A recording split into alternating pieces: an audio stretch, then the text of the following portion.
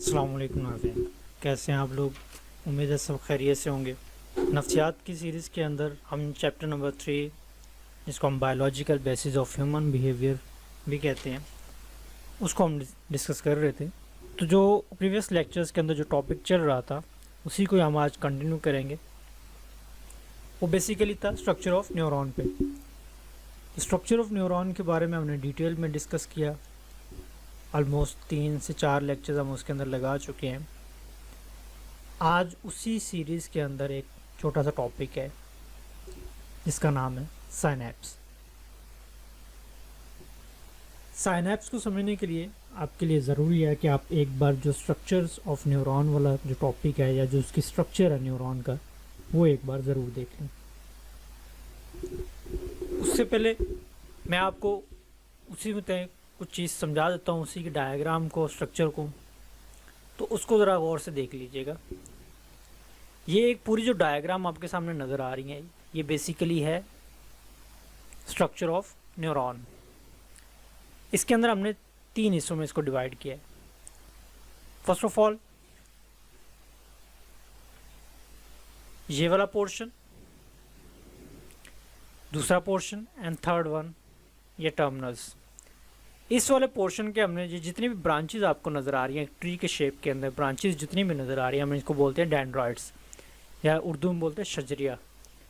ठीक है, इंग्लिश में बोलते हैं डेंड्रॉइड्स, इसको हम शजरिया कहते हैं। और दरमियान में जो एक चीज़ नज़र आ रही है आपको, ये वाला पोर्शन, इसको हम कहते हैं सेल बॉडी। सेल बॉडी के अंदर ये एक न्यूक्लियस है।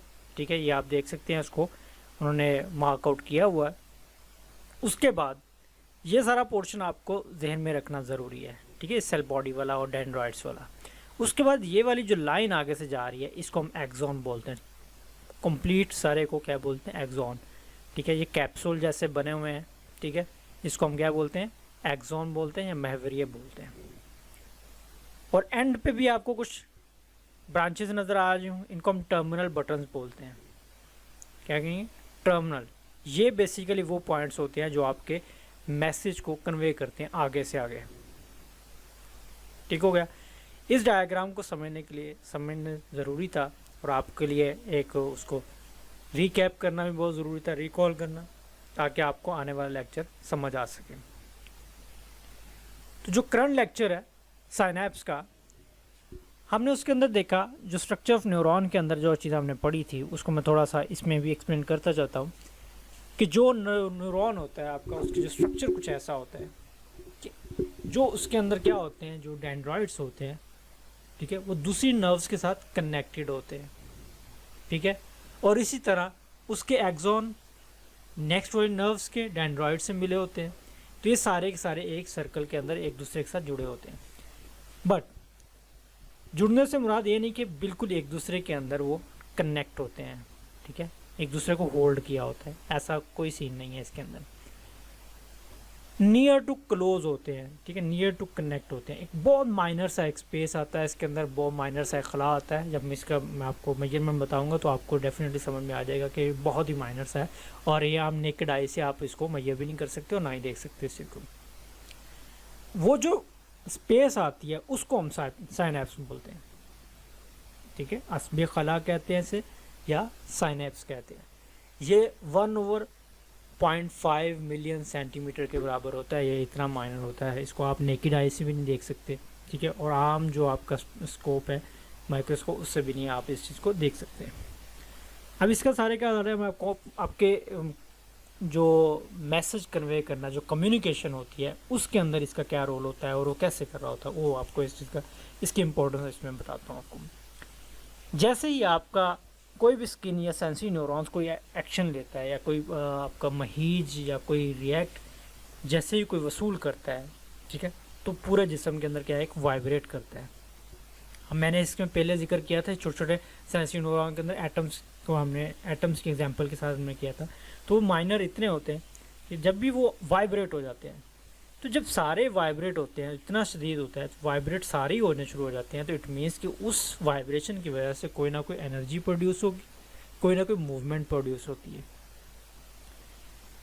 तो होगा क्या कि जैसे ये एनर्जी प्रोड्यूस होती है, तो वो एक जो होता है, न्यूरॉन होता है, उससे निकलती है, ठीक है, समझ लें पेरेंट कह लें उसे, पेरेंट से निकलती है, वो नेक्स्ट आगे में ट्रांसफ़र कर देती है।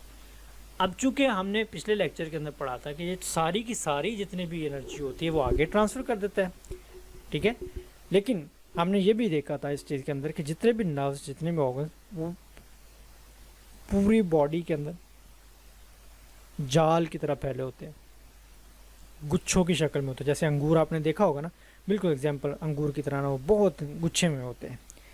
जैसे ही एक बार वाइब्रेशन शुरू होती है तो सारे के सारे ही वो क्या करने होते हैं, वाइब्रेशन शुरू कर देते हैं, जिससे वो क्या लहरें पैदा होती हैं, ठीक है। तो वो क्या करते हैं, इस खला के अंदर से वो बहुत स्पीड से गुजर जाती है वो चीज़ें। आपको एक छोटी सी एग्जांपल में बताता हूँ। अब ये जो डायग्राम आपके सामने नज़र आ रही है ना, ये आपने ज़रा गौर से देखना है।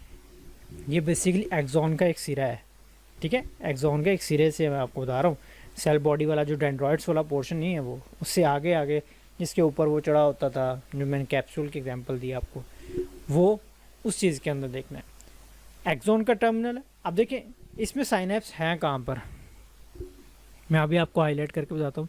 ये वाला जो लाइन है ना, इसके अंदर अंदर जा रही है, ये बेसिकली एक साइनेप्स का गैप होता है, ठीक है। ये सारे के सारे क्या होते हैं, गैप्स होते हैं।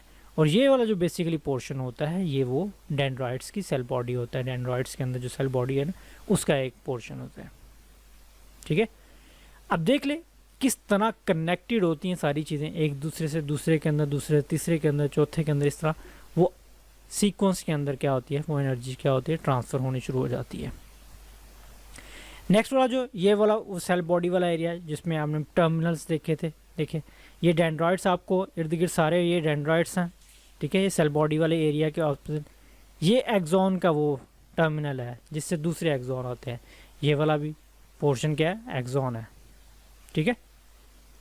ये एक्सॉन वाला जो पोर्शन है, अब देखिए इसके अंदर जितने भी डेंड्रॉइड्स हैं, ये जो सराउंडिंग के अंदर मैंने जो सर्कल लगाया है, इसको हम कहते हैं डेंड्रॉइड्स हैं सारे के सारे। सेल बॉडी के अंदर टर्मिनल्स हैं, ये सारे के सारे आपको नज़र आ रहे होंगे ना, ये कुछ पॉइंट बने हुए हैं। चलो मैं इसको भी थोड़ा थोड़ा हाईलाइट करता जाता हूँ, ठीक है। ये देख ले, ये पॉइंट्स हैं ना, इनको हम टर्मिनल कहते हैं। लेकिन इन सब के साथ देखिए कोई ना कोई गैप है, सारे जुड़े हुए नहीं हैं, ठीक है। ये वो गैप है, समझिए बात को। तो इस सारे के अंदर क्या होता है, ये एक न्यूरॉन से, ये हमने सिर्फ एक न्यूरॉन का स्ट्रक्चर देखा था, ये अब कनेक्टेड आपको इससे ज़्यादा दिखा रहे हैं। एक न्यूरॉन जो इस सारे के सारा जो डायग्राम के अंदर चीज़ दिखाई गई है, वो 2 से 3 न्यूरॉन का एक प्रोसेस दिखाया गया आपको, ठीक हो गया। इसके अंदर एक छोटा सा टॉपिक है रिफ्लेक्स एक्शन का, ठीक है, रिफ्लेक्स एक्शन। अब हमने, आपको याद होगा कि जब हमने टाइप्स ऑफ नर्व्स पढ़ी तो 3 तरह की नर्व्स पढ़ी थी, सेंसरी नर्व्स थी, ठीक है, और मोटर न्यूरॉन्स थे, और थर्ड वन क्या थी, एसोसिएटिव थी। इसके अंदर मैं आपको बताऊंगा एसोसिएटिव नर्व्स का क्या होता है। हमने इससे पीछे जो मैकेनिज्म पढ़ा था न्यूरॉन का, उसके अंदर हमने क्या देखा था कि जब भी सेंसरी न्यूरॉन कोई पैगाम वसूल करता है, कोई महीज लेता है बाहर से, तो क्या सेंसरी न्यूरॉन्स वहाँ से पिक करती हैं उसे, थ्रू स्पाइनल कॉर्ड कहाँ जाती हैं, दिमाग के रास्ते में जाते हैं। और दिमाग जब आपको रिएक्शन करने को बोलता है, ठीक है, तो वो मोटर न्यूरॉन्स के तहत स्पाइनल कॉर्ड के रास्ते हुए मुतलका टारगेट तक पहुंच जाते हैं। ये तो एक फिनोमेना मैंने आपको एक्सप्लेन किया था। अब इसके अंदर एसोसिएटिव नर्व्स का क्या अमल दखल था, हमने जब एसोसिएटिव नर्व पढ़ी थी उसके अंदर मैंने बताया था कि ये बेसिकली इसका इन दोनों के दरमियान लिंक के साथ काम करना होता है, ठीक है। एक छोटा सा आपको एक बात बताता हूँ कि जब भी आपने दिमाग को काम करना होता है, मतलब आप कोई भी काम करना चाहते हैं, आपके दिमाग को पता है, इट मीन्स कि आप वो इंटेंशनली करेंगे। जब आप इंटेंशनली करते हैं तो डेफिनेटली वहाँ दिमाग आपका हाजिर होता है। अनइंटेंशनली जो काम होता है, अनइंटेंशन कहलाता ही तब है जब आपका दिमाग का उसके अंदर अमल दखल नहीं होता है। अब इस टॉपिक के अंदर मैं आपको बताऊंगा वो कैसे होते हैं। वो तमाम आमाल, ठीक है, जो बेख्याली में, जो अचानक, जो सडन आप कर लेते हैं, ठीक है, उसे हम रिफ्लेक्स एक्शन कहते हैं। कैसे, ये आपके सामने एक पोर्ट्रेट नज़र आ रहा है, इस तरफ से पढ़ना शुरू करते हैं, ठीक है। ये एक गर्म मरीज है, फॉर एग्जाम्पल ये एक कैटल है, गर्म है। जैसे ही आपका हाथ लगा, आपने हाथ क्या किया, उठा लिया। ये जो था एक्सटर्नल फिनोमेना, ठीक है, मसल्स के सामने। अब इंटरनली फिनोमेना बताता हूँ। जैसे ये कनेक्ट हुआ हाथ इससे, तो ये देखें एक एरो जा रहा है, इस सेंसरी न्यूरॉन्स का मसल्स तक गया,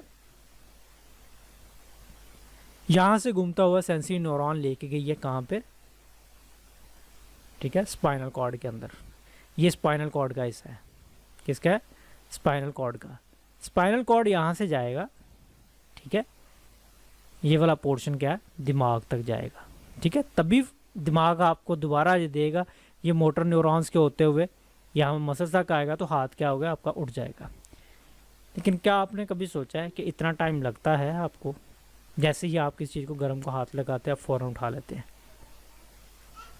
विद इन अ सेकेंड आप हाथ को उठा लेते हैं। वो कैसे होता है? वो इस तरह होता है कि जैसे ही आपने उस कैटल को हाथ लगाया, ठीक है, सभी सेंसरी न्यूरॉन से पैगाम लिया, स्पाइनल कॉर्ड में गए। स्पाइनल कॉर्ड ने क्या किया, स्पाइनल कॉर्ड ने एसोसिएटिव नर्व को वो बता दिया। आपको एक चीज़ समझ लेनी चाहिए कि जो दिमाग होता है वो हेड होता है, जो स्पाइनल कॉर्ड होता है वो उसका नायब होता है, वाइस प्रिंसिपल कह रहे हैं उसका, ठीक है। तो जो दिमाग अब ये करता क्या, ये कुछ अपने अख्तियारात को इस्तेमाल करता है, एसोसिएटिव नर्व को साथ मिला के मोटर न्यूरॉन्स को पैगाम देता है कि भी हाथ उठा लो, इससे पहले कि हाथ आपका ज़्यादा जल जाए, ठीक है। लेकिन ये नहीं होता कि वो दिमाग को पैगाम नहीं पहुंचता है, साथ में ही दिमाग को भी पैगाम पहुंचा दिया जाता है। वो दिमाग को जब पैगाम पहुंचता है, तो कभी आपने देखा है कि आपको दर्द का एहसास बाद में होता है? जब भी आपका हाथ जल जाता है, लेकिन दर्द का एहसास आपको बाद में होता है। वो बाद में क्यों होता है? क्योंकि आपके दिमाग को बाद में पैगाम मिलता है, इसलिए वो दर्द भी आपको बाद में महसूस करवाते हैं। होप सो ये आपको समझ में आया होगा। अब इसके अंदर क्या है, ये समझना चाहिए कि रिफ्लेक्स एक्शन जो होता है वो दिमाग के थ्रू नहीं होता है, वो स्पाइनल कॉर्ड के थ्रू होता है, ठीक है। और स्पाइनल कॉर्ड इसको किसके साथ करवाता है? जो एसोसिएटिव नर्व्स होते हैं उसके साथ मिलके ये क्या करता है, मोटर न्यूरॉन्स को हरकत देता है, ठीक है।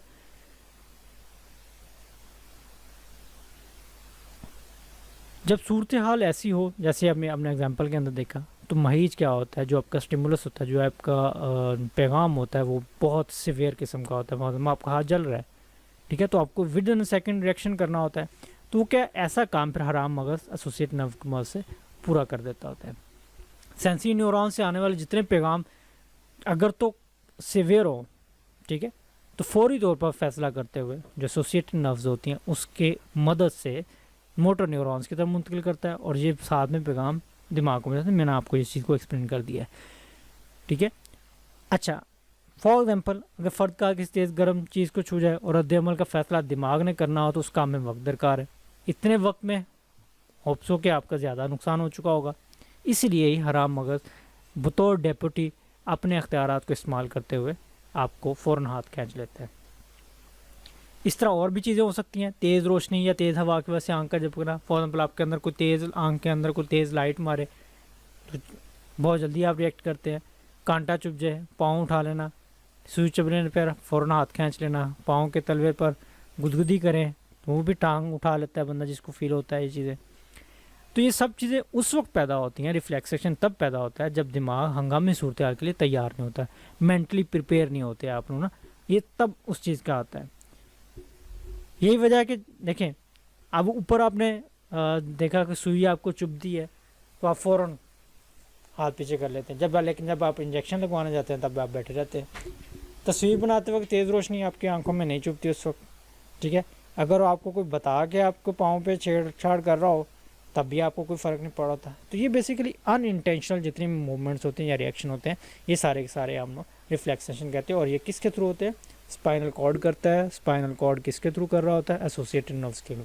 उम्मीद करता हूँ ये टॉपिक आपको समझ में आएगा। अपनी दुआ में याद रखिएगा। अल्लाह हाफिज़।